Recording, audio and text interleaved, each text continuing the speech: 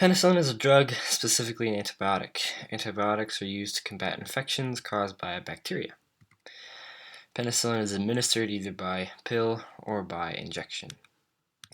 Penicillin was originally discovered on accident by a British scientist named Alexander Fleming in 1928. During an experiment in his lab, Fleming noticed that one of his culture plates had been contaminated by Penicillium notatum mold, and that the mold inhibited the growth of a bacteria he had been experimenting with at the time. This led Fleming to eventually, after further testing and experiments, assert penicillin's clinical potential.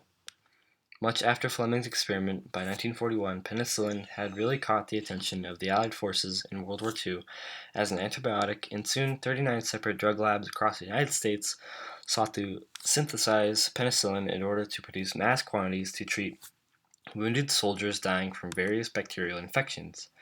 Concurrently, naturally fermented penicillin saw widespread use among the Allied forces during the war.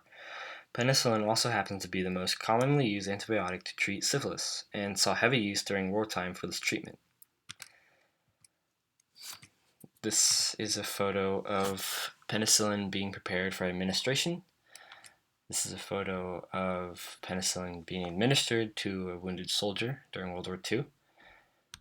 And this is an advertisement taken from a 1944 edition of Life magazine for mass production of penicillin during World War II. Being an antibiotic, penicillin is a chemical formed from microorganisms that kills other microorganisms, or bacteria, by attacking their cell walls.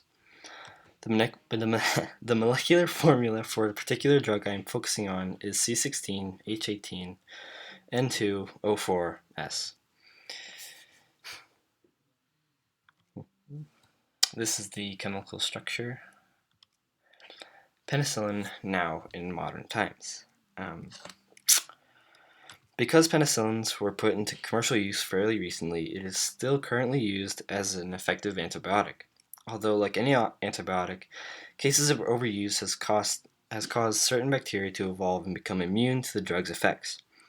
Penicillin-based drugs now actually happen to be cheaper alternatives to other more modern antibiotics, while still being effective. This allows penicillin to still be extremely useful worldwide.